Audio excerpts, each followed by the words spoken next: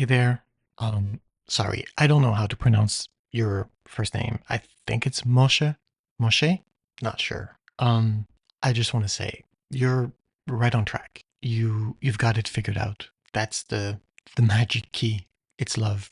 Love is the only message that needs to be told until more people understand and actualize it. Um, I'm at a stage where I don't know when exactly, but not too long ago, I realized that this was the key and that also I could do it. I could truthfully in my heart feel love for everybody.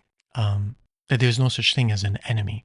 When when we think we have an enemy, when we feel hate toward another person, and then we receive hate back from that person, that becomes a sort of justification, right? And then depending on the situation, maybe you can find a resolution somehow, find peace or not. And then things can go on, not getting better because, well, let's be honest, hating is kind of easy. You don't need to change internally very much.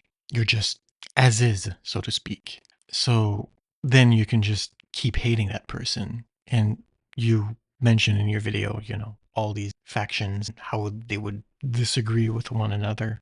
It's the same thing everywhere, right? Between countries, between nations, as you pointed out, inside of Judaism, inside of all the other religions, right? Islam is infighting, Christianity is infighting. There's infighting inside of every country. Politically, even it's encouraged. Kind of crazy, but it's encouraged. Hate the other guys. You should vote for me. And then private businesses don't do much to encourage love, true love, not just pandering to whatever. So the message of love doesn't have much of a voice. And I see that also, unfortunately, within Judaism. My heart bleeds for both the Palestinians and the Jews right now. It's beyond sad, beyond tragic, beyond, we could say, if we want to look at it from a certain point of view, we can try to justify, right? And the word justify is very scary. We can try to justify the word hate. So then you go back in your memory systems or whatever was written down. Oh yeah, this is why I hate you. This is what you've done to me. Remember that time? And it just goes on and on and on and on of people bickering, finding reasons why the other person's wrong all the time. But yeah, recently I'm the other way. I love everyone, so I don't have enemies. I suspect at some point in the future, people will still want to oppose this message, but it doesn't change my inner disposition.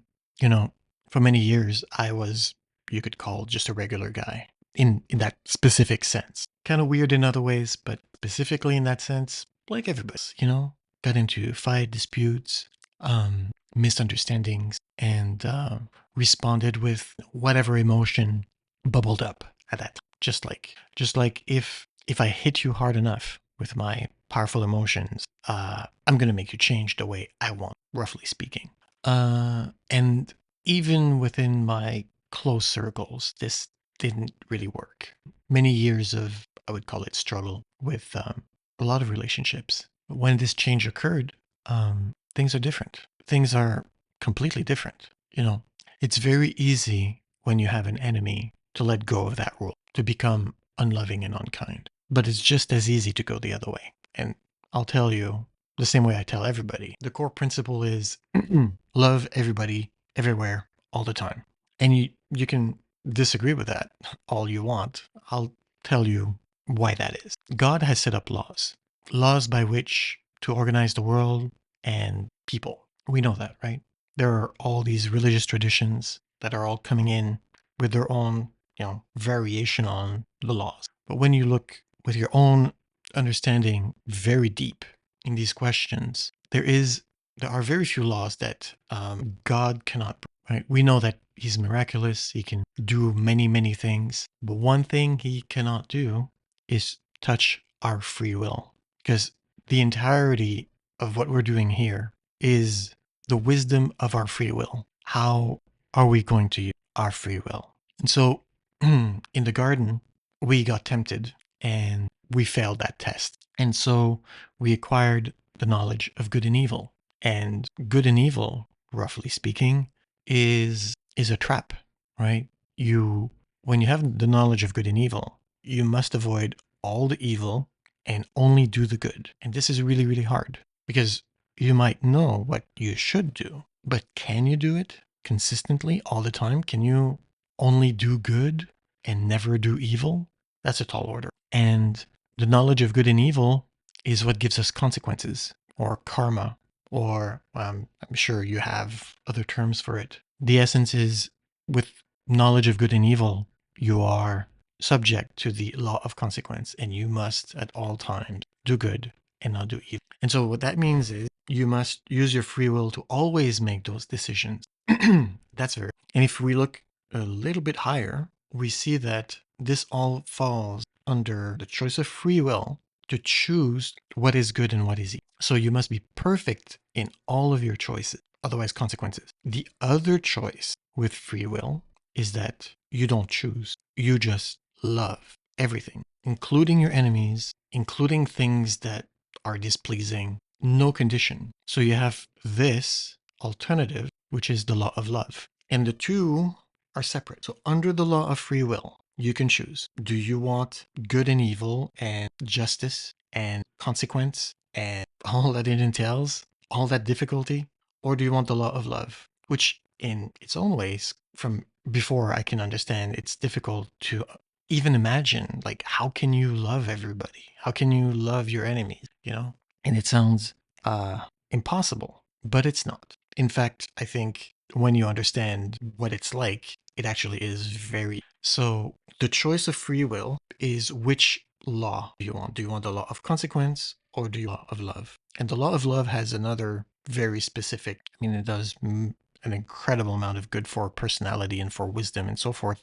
But specifically in this case, when you put yourself into the law of love, there are no more consequences. Not that physically things don't happen, but at the spiritual level, at the God level, if you are all love, God doesn't find any fault in you. Where would there be a fault? Where would there be a flaw? We know God is love, so he recognizes you and he's like, yeah, okay, you've understood. I think the plan was we were supposed to learn the law of love deeply, then acquire with, then understand the law of consequence. The name of our species, interestingly enough, is Homo sapiens sapiens, the wisest of the wise. We kind of forgot about love, and you put it out in your video. Like all these wise people, you put them together, they're just gonna fight.